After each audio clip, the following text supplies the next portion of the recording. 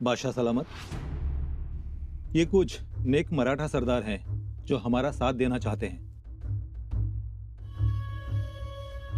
आलमपना, ये मराठा सरदार हमारी तरफ से संभा के खिलाफ जंग लड़ने को तैयार है। हमारा फतवा मिलते ही ये नेक मराठा सरदार हमारे खेमे में हाजिर हुए हैं। ये तो बस कुछ मराठा सरदार हैं। हमने तो सोचा था कि इतने सारे सरदार होंगे कि हमारी ये गुलाल बारी भर जाएगी। और भी आएंगे जहांपना, बस ये तो शुरुआत है। हाँ, ये शुरुआत ही संभा की आखिर है। खरंच बादशाह सलामत, आखिर है, अंत है। कौन बदतमीज है जो हमारे बीच में बोला?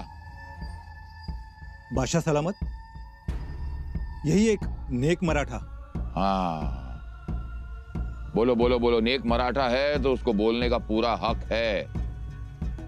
जरूर बोलो, खुल के बोलो। इतने साल की चुप्पी है, अब तो जरूर बोलना चाहिए। बोलो। नाम क्या बताया तुम्हारा? कान्होजी, मी कान्होजी, हे नागोजी, हे सुलतानजी आणि हे सगळे अजून भी आहेत। कान्होजी, हमारी मुलाकात पहले हुई है। अहो, ही माळ दिली होती तुम्ही, सन्मान केला होता माझा। तुम तो संभा के रिश्तेदार हो ना, फिर हमारा साथ क्यों देना चाहते हो? संभा के खिलाफ क्यों खड़े रहना चाहते हो? कारण वजह एकच, आमच्यावर लय अन्याय झालाय बघा। वतन काढून घेतले त्याने आणि परत माघारी भी देत नाही। अरे वो कौन होता है किसी का वतन जब्त करने वाला, छीनने वाला? अरे तुम लोग खुद के वतन के राजा हो, और वतन तुम्हारी बहादुरी की एक निशानी है, तुम्हारे खानदान की बहादुरी की एक निशानी है। अहो, काय सांगू आपण, वतन म्हणलं का पतनच करतोय बघा। आधी सोन्याचा घास खात होतो आम्ही, चारी बाजूनी मुबलक दंडवलत येत होती। वतन काढून घेतलं तेव्हापासून हाताच्या मनगटावर निसता चुना आहे, चुना। काहीतरी करा आणि करा न्याय।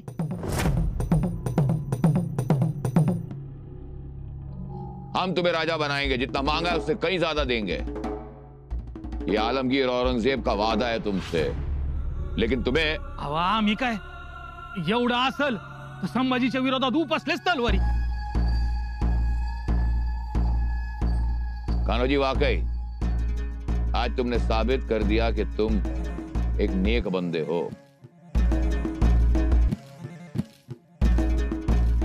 ये लो, आलमगीर की तरफ से एक छोटा सा नजराना, ये शर्फिया आपस में बांट लो।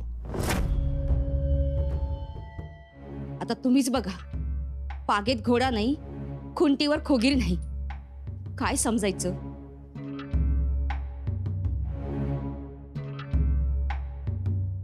असतील इथंच, शिकारीला गेला असतील। कशाची शिकार करत्याल? 4 ससण 1 लांडग मारलं होतं, तेवढीच शिकार।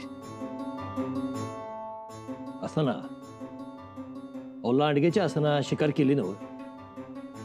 अहो, नंतर कळलं ते रानटी कुत्र होतं म्हणून। ते तरी हाय का नीट?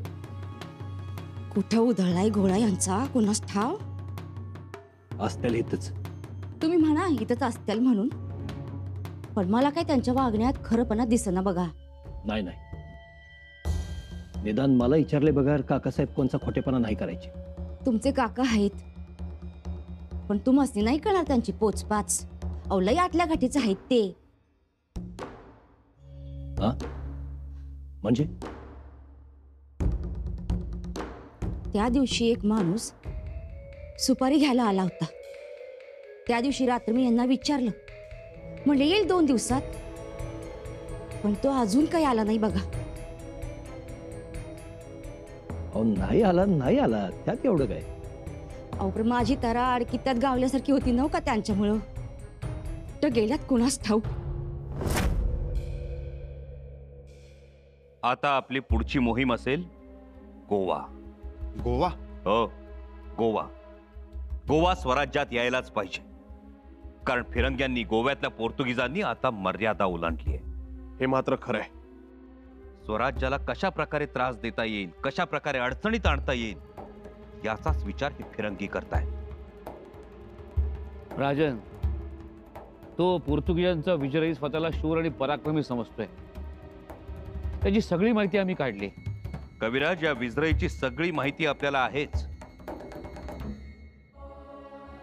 पण आता आपलीच त्याला नव्यानं माहिती करून द्यावी लागणार आहे. शिवाय महाराज औरंगजेब आणि फिरंगी यांचा दोस्ताना वाढायला लागलाय. त्याला खीळ बसायला पाहिजे बहिर्जी काका. कोणत्याही परिस्थितीत या दोन लबाडांची दोस्ती होता कामा नये, कारण फिरंग्यांच्या मदतीनं औरंगजेब स्वराज्यात घुसखोरी करू शकतो.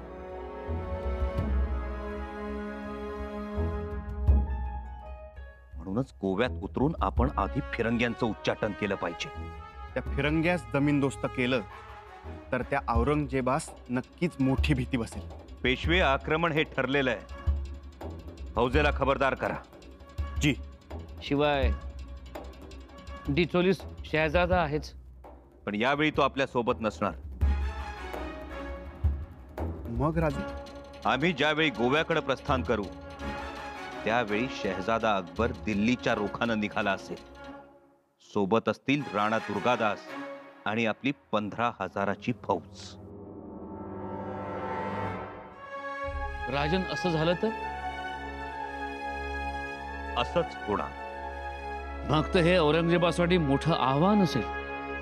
कविराज, आता आम्ही त्याच्या शेपटाला आग लावली. एका बाजूला राजपुतान्यातून उठाव होईल. राजपुतान्यात आपली फौज आहे. ती राजपुतांच्या फौजेसह दिल्लीचं तख्त काबीज करण्यासाठी दिल्लीच्या रोखानं कूच करेल.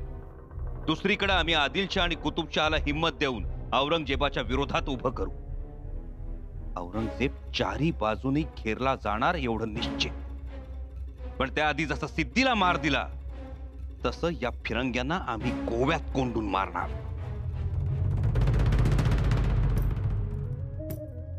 अरे घरात आहे का कोणी? चांगलं गुळ पाणी घेऊन या.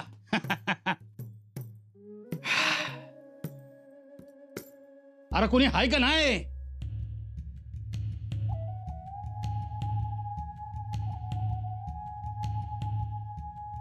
आम्ही आहोत की काका. तुम्ही? तुमची वाटच बघतोय. म्हटलं कवा येतात बघावं. म्हणजे एकटंच गेला सा काका? हा? वय की आम्हाला न सांगता न विचारता एकटंच जावं असं कसं वाटलं तुम्हाला? तुम्हाला बिनते केल्या होत्या की? केलं की. पण त्या दिवशी तो सुपारीवाला आला. त्याच्या दुसऱ्या दिवसापासून तुम्ही जे गायब झाला ते गायबच. हे बघा गणोजीराव. आणि काका, कोणची सुपारी हे कळले बरं का आम्हाला. म्हणजे सुपारी कोणाची, पान कोणाचं, सोना कोणाला, हे समज कळले. गणोजीराव,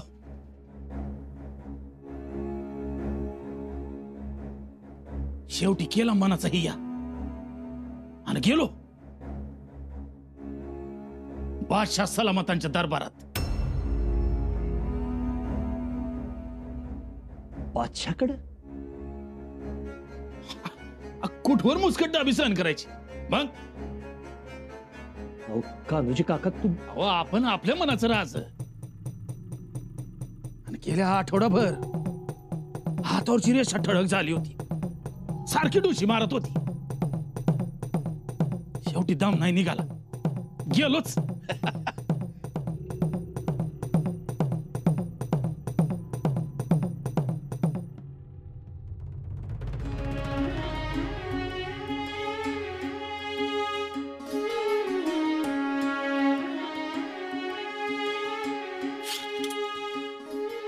येसू या तलवारीलाच आम्ही आमचा श्वास मानलं, आमचा ध्यास मानलं. रयतेच्या सुखासाठी या तलवारीची धार आम्ही कधीच कमी होऊ दिली नाही. साधी माशी जरी सहज बसली तर तिचाही तुकडा पडावा अशी धार. तलवारीला धार, मनात चित्त्याची चपळाई आणि अंतःकरणात शिवविचार. त्यामुळे भीती हा शब्द कधी आमच्या जवळपासही फिरकू शकला नाही. म्हणूनच आम्हाला लढायांची, मोहिमांची, युद्धांची धास्ती वाटत नाही. आम्हाला आदिलशाह कधी मोठा वाटला ना, सिद्धी ना फिरंगी. अगदी औरंगजेब स्वतःला जरी आलमगीर, शहनशाह, बादशाह म्हणून घेत असला तरी त्याचं मोजमाप आम्ही शेंदारडा शिपाई म्हणूनच करतो. कारण तो वीरासारखा समोर येऊन कधीच लढत नाही. त्याच्या मनात कायम धोका, कायम फरेब आहे. आणि म्हणूनच आम्हाला या आक्रमणांची चिंता नाही. राजे, बघा, परवा निळोपंत पेशव्यांनी मुंबई प्रांतात धुमाकूळ घातला. घारापुरीचं बेट आपल्यासाठी महत्वाचं होतं. ते आपण अरबांकडून विकत घेतलं. त्यामुळं कुलाब्याच्या दर्यावर आपली बारीक नजर राहील. हबीब बगदादीनं सुद्धा मोठ्या मनानं ते बेट आम्हाला दिलं. राणीसाहेब, यामुळं अनेक गोष्टी साध्य होणार आहेत. औरंगजेब स्वराज्याच्या सीमेवर उभा आहे म्हणून आम्ही घाबरलोय असं नाही, मुळीच नाही. उलट आम्ही इराणच्या शहाशी बोलणी सुरू केली. आज मक्का इथं आपला सौदार्याचा व्यापार सुरू झालाय. अरबस्थानात विकत घेतलेल्या बेटावर मराठमोळ्या जहाजांचा नांगर पडतो. ही आमच्यासाठी आनंदाची बाब. राणीसाहेब, आपली 20,000ची फौज आज राजपुतान्याच्या सीमेवर उभी आहे. ती राणा दुर्गादासाची वाट बघते. आम्ही हे सगळं करू शकतो, लीलया करू शकतो, कारण आमच्या देहात शिवविचारांचा पीळ आहे. फक्त काय? येसू ज्याप्रमाणे भुंगा कठीणातलं कठीण लाकूड पोखरतो, त्याचा भुगा करतो, पण त्याच भुंग्याला कमळाच्या कोमल पाकळ्या मात्र भेदता येत नाही. आमचंही तसंच. नात्यांच्या हळव्या पाकळ्या, भावनांच्या कोमल पाकळ्या भेदणं आम्हाला कठीण जातं. उद्या आपल्या जीवाभावाचीच माणसं आमच्या समोर शत्रू म्हणून उभी ठाकली तर? येसू, आम्हाला सगळं काही शक्य आहे, सगळं काही आमच्यासाठी सोपं आहे. पण हे भावनांचं राजकारण मात्र आमच्यासाठी कठीण, महाकठीण. हे बरोबर केलं नाही काका तुम्ही. काय बरोबर केलं नाही? बादशाकडे गेला तुम्ही. बादशाकडे जायला नको होतं काका. मग कोणाकडे जायला पाहिजे होतं ते तरी सांगा. रायगडाला जायचं नाही, राजांना भेटायचं नाही, विषय काढायचा नाही, आणि काढला तर धमकावणी शिरास्त आणणार ते. हो का? हा, म्हणजे आई जीव घाल ना आणि बाप भीक मागू दे ना, अशी धरा. आता एवढं सगळं असल्यावर काय करायला पाहिजे होतं? मी थांबायला पाहिजे होतं, धीर धरायला पाहिजे होता. अजून किती धीर धरायचा? अंगावर वारूळ चढायची पाळी आली. काका, तुम्ही लांबचा विचार करत नाही. लांबचा विचार तुम्ही करत नाही गणोजीराव. लांबचा विचार करायला लागला तर मध्ये रायगड येतो. पुढचं दिसणं पण आहे का नाही तशी परिस्थिती? मधी बादशाची छावणी येण्यापेक्षा रायगड आलेला कवाबी चांगलाच की. अहो, चांगलं तुम्हाला, आम्हाला कसलं चांगलं? काका साहेब, आणि गणोजीराव, बादशाह मोर काय मी एकटाच उभा नव्हतो. लय जण होती, चिडलेली, रागवलेली, टिचलेली. कोण कोण होते काका साहेब? आता एक होता का दोन होते तेव्हा मोजायचं. लय जण होती. आलमगीर म्हणाल बरं का, आलमगीर म्हणाल न्याय करीन, वतन मिळवून देणार आणि पुन्हा राज करणार तुम्हाला.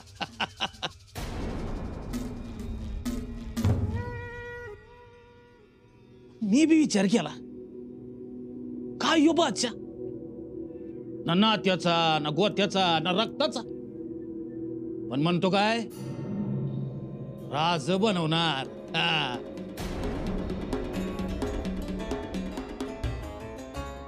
काका, माझा ऐका. कोणता बी निर्णय घेण्याआधी आपण एकदा रायगडी जाऊन येऊ. मला जे काही असेल ते राजांच्या बरोबर स्पष्ट बोलू. जा की. तुम्हाला कोणी अडवलं आहे? म्हणजे अहो तुमचं मेवणं, तुमचं पाहुणं ते.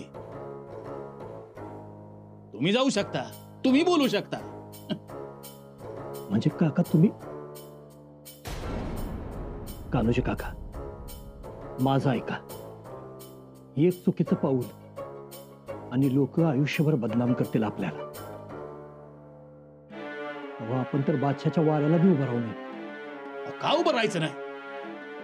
अनुजीराव तो दाता आहे, त्राता आहे, मग कशाला भ्यायचं? हा? कान्होजी काका माझं ऐकून घ्या तुम्ही. आणि हे बघा, आम्ही पोत्याचं तोंड सोडलंय. आता जे घेईल ते आपलं. तुम्ही बी विचार करा. जवा कवा वाटेल का काय नाही बाबा. कान्होजी काकानं 2 गोष्टी व्यवहारानं सांगितल्या. जवा उप्रती होईल बताइए, यो बंदा आपकी खिदमत में हाजिर होगा.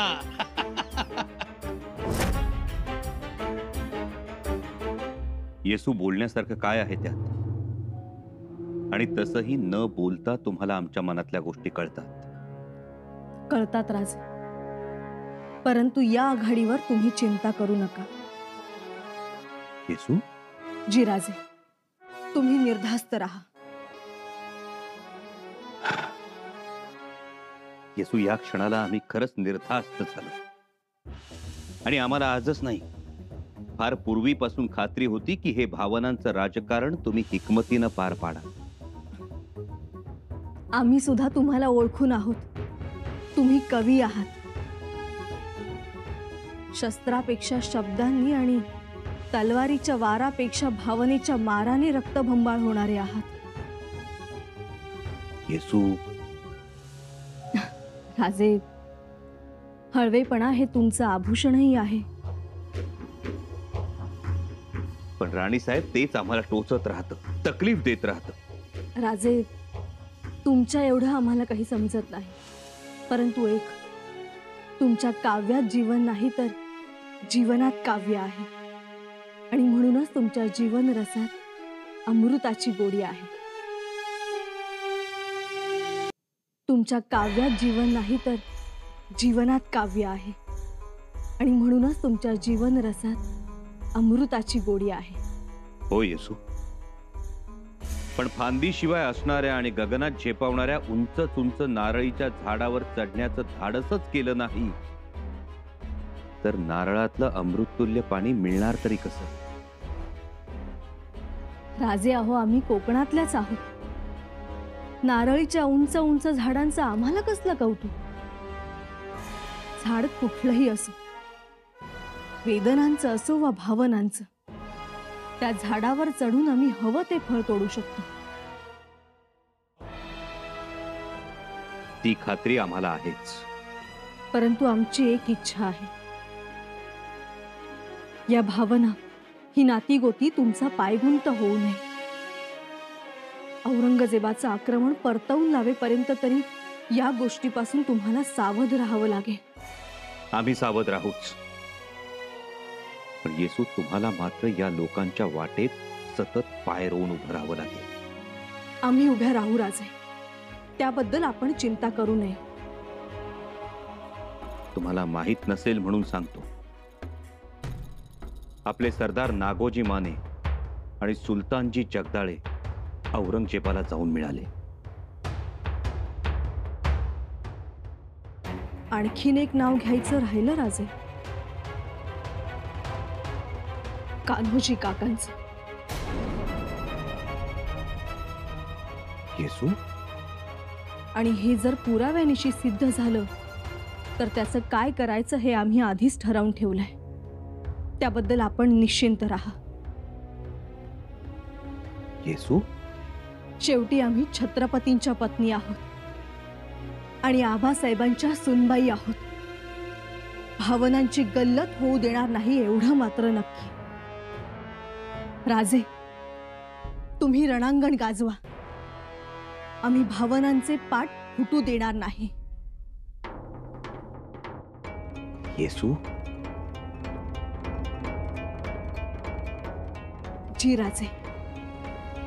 आता आमच्या सर्व चिंता मिटल्या. आता तुम्ही बघत राहा.